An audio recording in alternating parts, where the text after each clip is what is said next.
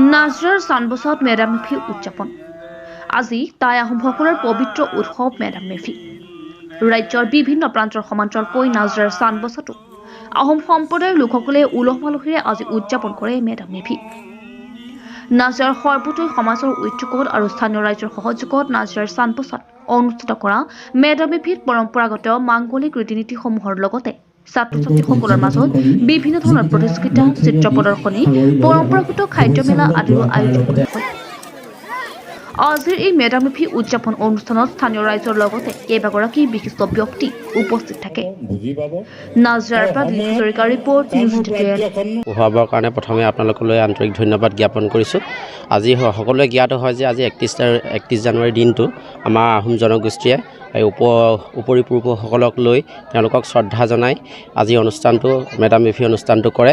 আৰু এই মেডাম মেফি অনুষ্ঠানটো আমাৰ এই নাজিৰা অঞ্চলটোত আমাৰ প্ৰায় 15-20খন গাঁৱৰ এখন মঞ্চ আছে, আমাৰ এখন যুৱ সমাজ আছে, সৰ্বদয় সমাজৰ উদ্যোগত আৰু স্থানীয় ৰাইজৰ সহযোগত এই মেডাম মেফি অনুষ্ঠানটো আজি এই আমাৰ চানবছা মৈদামক উৎসৰ্গা কৰি অনুষ্ঠিত কৰা হৈছে। ইয়াত পৰম্পৰাগত আমাৰ যিখিনি মাংগলিক কাৰ্য আছিলে আমাৰ আহোম জনগোষ্ঠীৰ যিখিনি লোক পৰম্পৰা এইখিনি কৰা হৈছে। সেইখিনি কৰাৰ উপৰিও আৰু তাৰ লগত সংগতি ৰাখি আমাৰ ছাত্ৰ ছাত্ৰীসকলৰ খেলা ধূলাৰ প্ৰায় স্মৃতি পৰীক্ষা, চিত্ৰাংকন আৰু ৰচিতনা, কাবাডী এইখিনি খেল প্ৰায় আধাখিনি হৈ গৈছে আৰু অনুষ্ঠিত হ'বলৈ আছে।